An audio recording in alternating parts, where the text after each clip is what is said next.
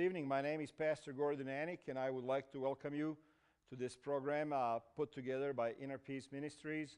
Tonight, before we go into our message, I would like to mention a couple of announcements. Number one, if you call the number on the screen, the free number, we would like to offer you a book free of charge, the title of which is Incredible Power of Grace. So I hope that you will call and take advantage of this free offer. When you call for a book, all we are going to ask from you is your name and your address. We are not going to solicit you or ask you for anything else. You can also call the number on the screen to ask for prayer.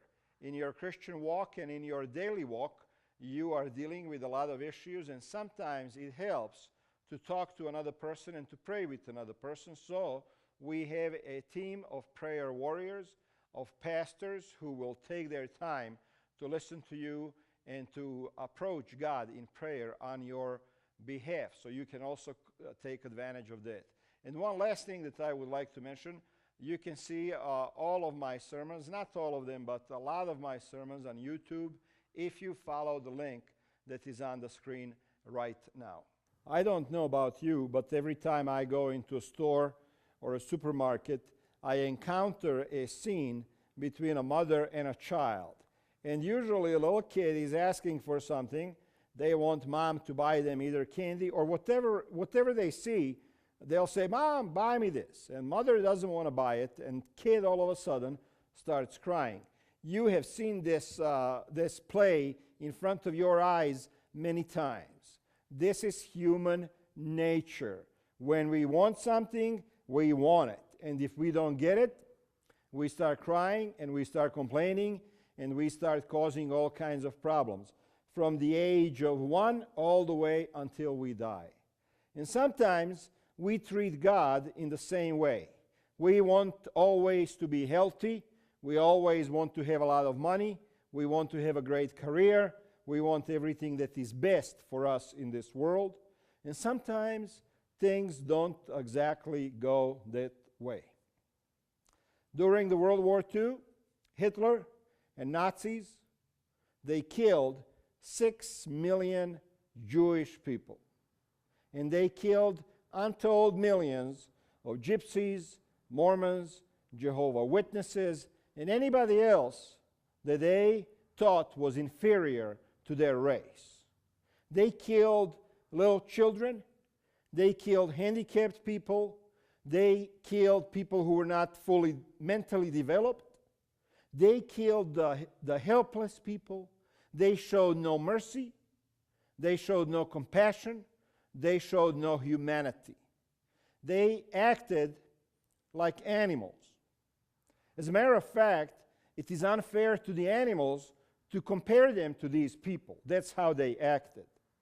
Imagine that you are a sick person, somebody who needs help.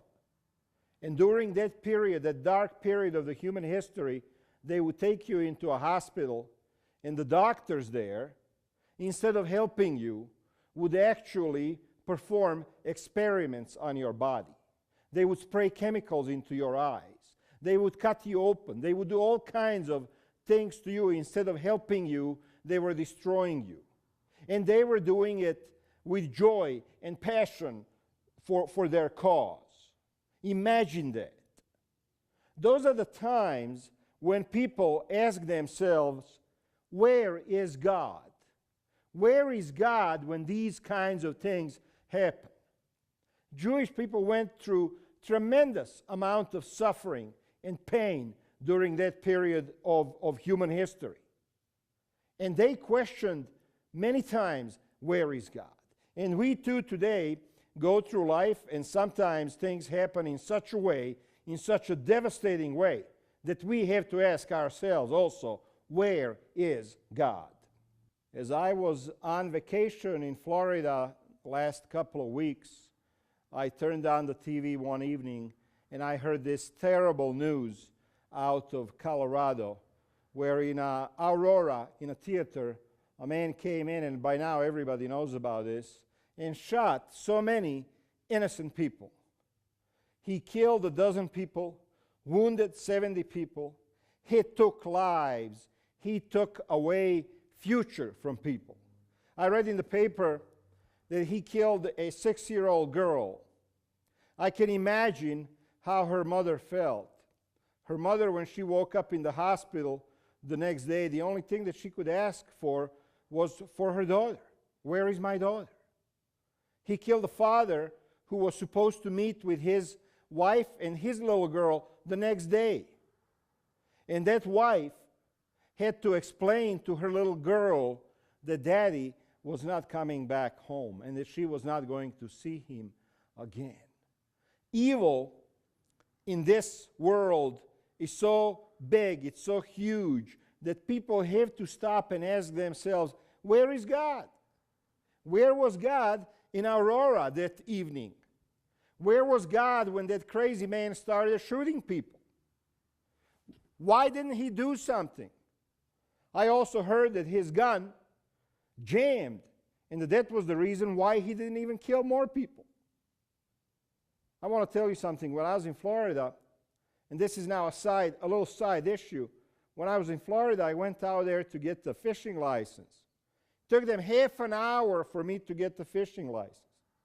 They wanted to know if I was a citizen of this country before they would give me a fishing license. They wanted my Social Security number in order for me to be able to fish in the state of Florida. I was asking for a 3-day fishing pass. It took them half an hour to make that happen for me. I went with a friend of mine a few years back to a gun show. We walked out there of that place with the gun that he purchased. Nobody asked him one single question.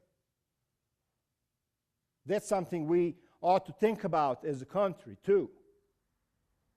But back to the main issue. Who is responsible here? I have a friend, a very good friend, who calls me from time to time, and he's suffering with disease, and he's dealing with all kinds of issues that are life-threatening. He sent me a text the other day, only one word: why? Why is this happening to me? A few years ago, you remember in Indonesia, there was an earthquake, and in a few minutes' time, over 250,000, that's 250,000 people, died. And if you go on YouTube, you can find videos of that event, and you can see people on the beach. You can see little kids running on the beach as the wave is coming. And then all of a sudden the picture disappears, and you realize that everybody that was on that beach died, including the little children. It is legitimate at that point to ask, where is God? And so many people out there who don't believe in Christian God, they come back and say, well, if this is how your God is, then I don't want anything to do with him. You remember what happened in Japan just recently when they had an earthquake. Thousands died. I mean, we watched it on the internet and we watched it on TV as the houses were being swept away.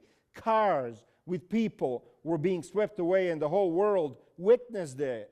Bridges and roads and villages and cities, everything just disappeared. One moment it was here, next moment it was gone.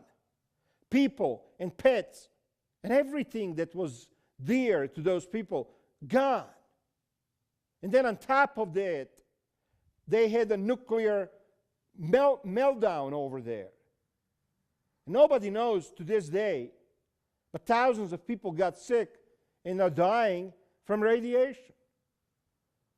And then there were some Christian pastors out there who went out there and said, this is because Japan is not a Christian country. God is punishing them. God is punishing them because they don't believe in Jesus. Oh my goodness. How can we as Christians say something like that? We are a Christian country. We have disease and gun violence and murder and 9/11 and earthquakes in California. We are Christians here in this country, and our hospitals are just as full of sick people as any other place in the world. And these Christian pastors went out there and they said that Japan was punished by God because they worship idols? Is this how they want to spread Christianity? Is this how they are hoping that the people around the world are going to say Jesus is great? It's beyond me. I just can't understand it. It is no wonder that so many people are turned off by our religion, because we are so judgmental. And when something bad happens to us, they look at us and they say, see, those are the people who judged us. And now look, it's happening to them. And a few days ago, a madman walks into a theater and kills and wounds all of these people right here in this Christian country.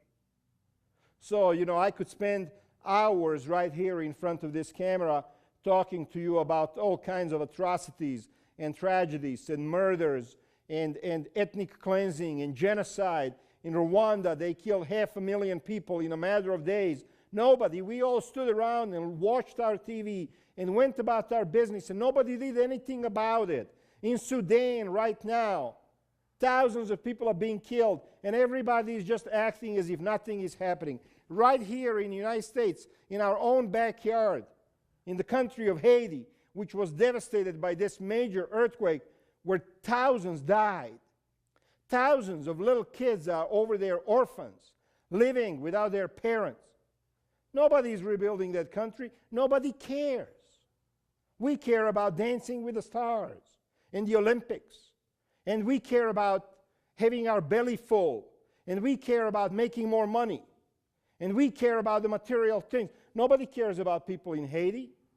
Those same pastors that condemn Japan, they also condemn Haiti.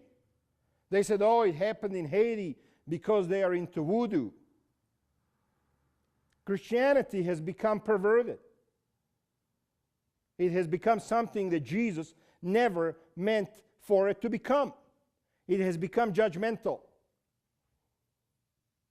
It has become repulsive to so many people, because there are out there people who pretend to be the spokesman for Christianity, who don't know first thing about Jesus, who don't know first thing about mercy and compassion that God has towards all people.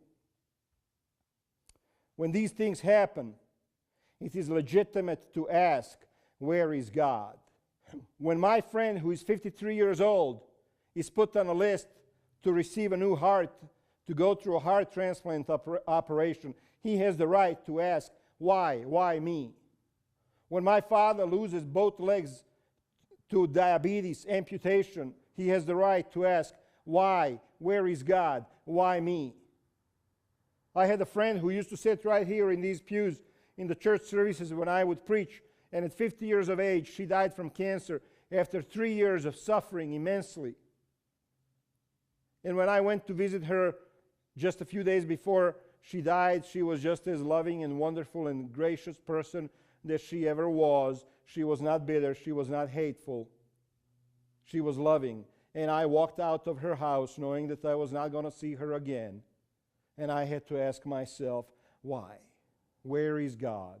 Why is He not answering all of our prayers when we are asking that she be healed?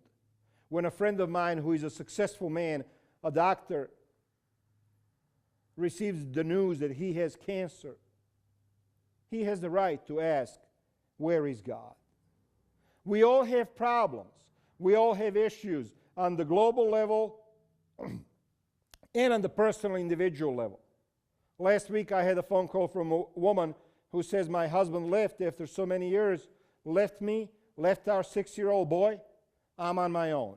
I don't have a job. I don't have money. All my life I took care of him, and now he's gone with another woman. And she was wondering what to do. Where is God?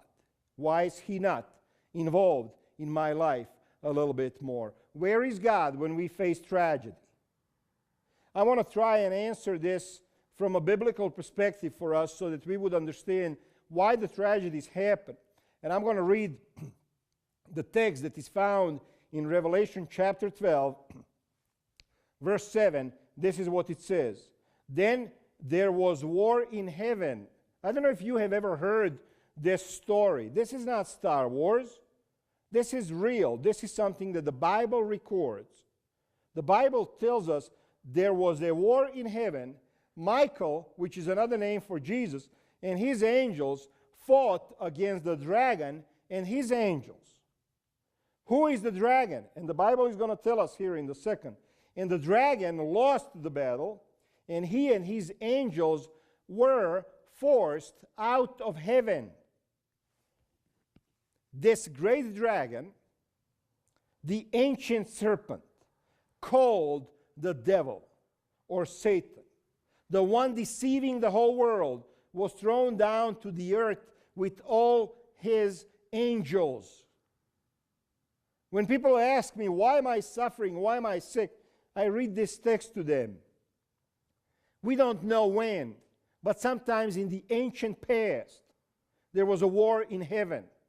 The war between Jesus and Satan. We don't know how that war looked. We can imagine maybe it was some kind of laser beams. I would be crazy to even speculate about it. Nobody knows. But Satan and all of his angels were forced out of heaven. In the King James Version, it says that they were thrown down to the earth. Now listen to this next text. It says, "Therefore rejoice, O heavens, and you who live in the heavens, rejoice." The text says, "Rejoice, you in heavens." Why? Because Satan has been kicked out of heaven. He is no longer able to reside, to live in heaven. He has been thrown down to the earth. And then in the very next sentence, this is what it says. "But terror will come on the earth and the sea, for the devil has come down to you in great anger, knowing that he has little time." Terror is coming to the earth.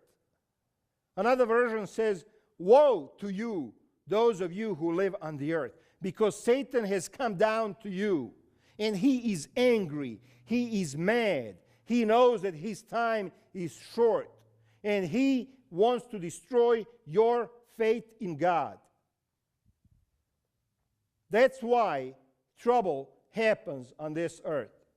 That's why there is tragedy, personal and global, because Satan, the father of all evil, the father of all disaster, the father of all misery, wants to destroy your faith in God. The Bible relates to us the story of Job. Story of Job teaches us that Satan wants to destroy our reliance on God. He wants to discourage us through the use of all kinds of troubles that he sends on us. He wants us to blame God for our troubles, and then he wants us to abandon God because of what has happened to us. Job, he had everything. You remember that story. He had everything. And all of a sudden, he lost everything. He lost his wealth. He lost his money. He lost his kids. He lost everything. And even his wife told him to abandon God, and he wouldn't do it. The purpose of what Satan was trying to do there was to destroy his faith in God.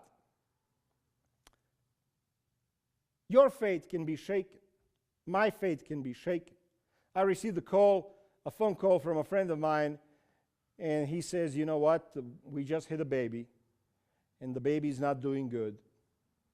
The baby is at the Denver's Children's Hospital. Would you please come and see us?" And I went over there to the hospital, and I tell you, one of the most depressing, saddening things that a pastor can go through is to walk through the doors of a children's hospital. My heart breaks every time I go into a children's hospital, because you see these little kids, totally innocent, who have never done anything to anybody, suffering and dying. And I walked into that hospital room, ward, where this tiny little baby was hooked up to all kinds of machines. and only had days to live because she was born with all kinds of damage. And I just broke down, and I just cried, couldn't help myself. I couldn't even pray for the baby. That's how shook up I was. And lucky for me, there was another elder with me, and he took over, and he prayed for the family and for the baby. And as I walked out of that hospital, I got to tell you, my faith was shook up too. Your faith can be shook up by the things that come at you. In Job, we read that his life was turned upside down. He lost everything that he ever had. And verse 22 in chapter 1 tells us, in all of this, Job did not sin by blaming God. Can you imagine that? He lost his children. I can imagine myself losing my material things. If you lose your money, if you lose your job, if you lose your house, if you lose your car, you can get back on your feet and make it again. But if you lose your kids, if you lose your child, it doesn't matter who you are. You can be rich and you can be famous. And you see these rich and famous people, actors who make millions of dollars. When they lose their child, they lose everything. They lose hope. The money doesn't matter anymore. The fame doesn't matter anymore. Their life is completely changed. And they have the right to ask, where is God? And Job, the Bible tells us, after he lost everything, he didn't sin by blaming God. Satan wants you to blame God for your problems. He didn't sin, so Satan was not happy. He wasn't satisfied. His job wasn't finished. So we read in Job 2, verse 3, then the Lord asked Satan, have you noticed my servant Job? He is the finest man in all the earth. He is blameless, a man of complete integrity. My goodness, imagine that God himself has such a wonderful opinion of Job. He says he's blameless, he's a man of complete integrity. He fears God and stays away from evil. And he has maintained his integrity even though you urged me to harm him without cause. Satan wanted to harm Job in order to shake up his faith in God. And he took away everything from him, and Job still would not sin by blaming God. Now, Satan, he's crafty, he's foxy. He comes back, and can you imagine this? He's actually going back and forth in an argument with God. And he says, Satan replied, skin for skin. A man will give up everything he has to save his life. But reach out and touch and take away his health, and he will surely curse you to your face. Why cancer? Why disease? Why heart attacks? We have a pastor in this church, one of my assistants, a wonderful man. We received a phone call one evening that he suffered a stroke. Why? Satan says in his mind, if I can take away your health, you are going to curse God, you're going to blame God, you're going to walk away from God, and then I have you.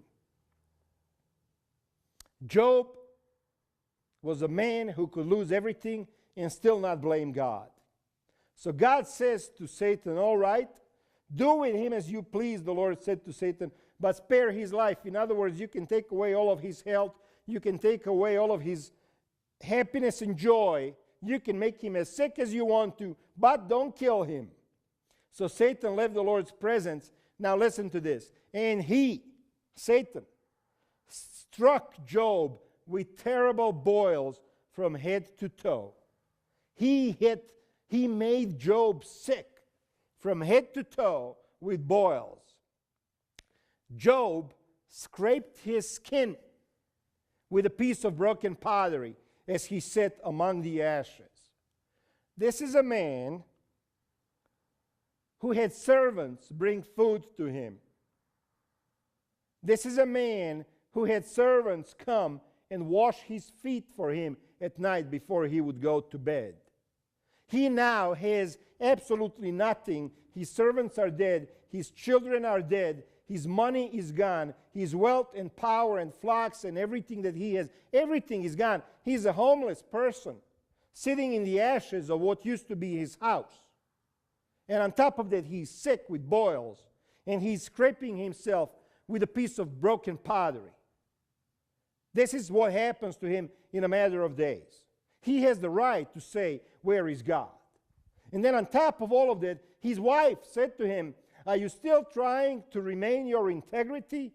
Curse God and die." That's what his wife says. Curse God and die. You're going to feel better if you curse God? You're going to feel better if you blame God for your troubles? But Job replied, "You talk like a foolish woman. Should we accept only good things from the hand of God and never anything bad?" So in all this, Job said nothing wrong. In King James, it says, so in all this, Job never sinned against God. Why? Why didn't Job sin against God? The answer is found in the same book, a few chapters later. Job chapter 19, verses 25 through 26. Job says, "But as for me, I know that my Redeemer lives, and he will stand upon the earth at last, and after my body has decayed, yet in my body I will see God." That's what he knew. He knew that in spite of all of his misery and problems and pain and losses, that his Redeemer still lives. He is still going to have the last word. In the same way, your Redeemer still lives. Jesus is still in charge. And one day, everything is going to be put together the right way. Everything is going to be recreated, and everything is going to be put in its proper place. I hope that this message has given you a little bit of understanding and hope for the future. And if you would like to support this ministry, you can do that. The instructions are right there on the screen. We would like to continue to bring these kinds of messages of hope and encouragement to you. Thank you for watching, and God bless you.